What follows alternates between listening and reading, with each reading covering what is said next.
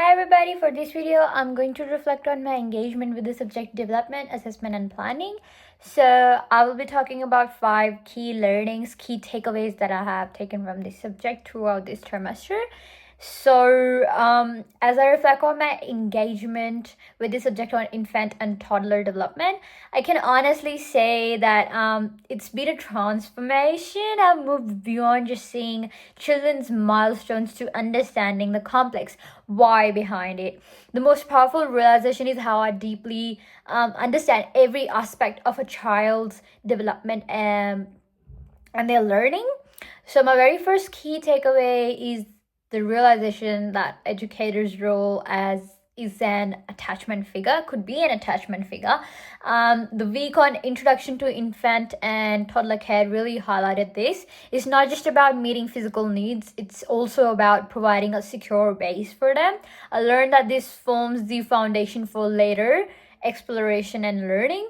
It's a concept that strongly supports K-Buck's and Education's Guide reading from 2020, emphasizing the importance of responsive and appropriate adult-child interaction. Also, I felt like play isn't just a downtime, it's a genuine work.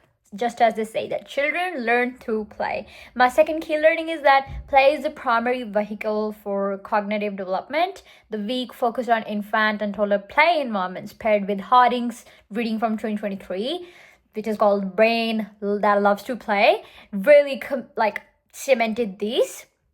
I realized that when a toddler is stacking blocks, they aren't just playing, they're actively engaging in problem solving and spatial reasoning. The environment needs to be intentionally set up to maximize these opportunities for them and supporting their infant and toddlers' cognitive development and perceptual development as well. Also, my third key learning is the understanding of planning cycle as a continuous feedback loop. We spent several weeks on documentation and observation, assessment and planning. It just became a cycle, and finally the summative assessment. So I used to think that observation is just a checklist, but now I see it as a foundation for intentional teaching.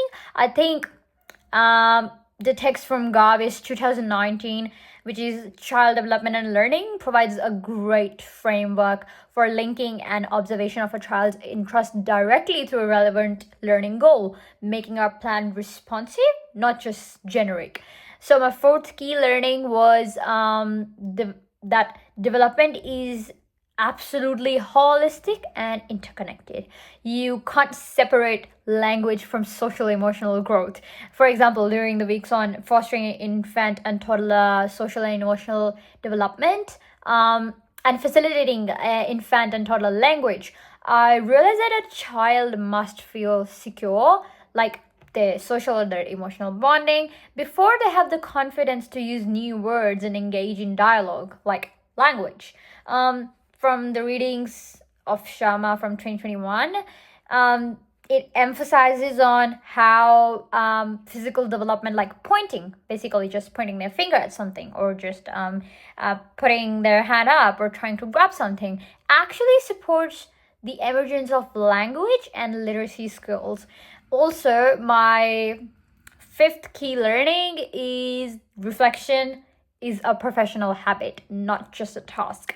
The entire subject model from the weekly topics from the final assessment has made this a constant question for me. Why did I choose that activity? Was my response appropriate? Could this have been better? This links back to the core idea in teaching infants and toddler education. I think the most important thing I'll take from this is the commitment to reflective practice. It's how I'll ensure I'm always evolving to provide a high level of quality care, like the highest quality and most responsive care for my children. So from understanding the power of play to mastering the cycle of planning cycle, I feel much more equipped to enter the field as an intentional, informed, and deeply reflective early childhood educator or a teacher.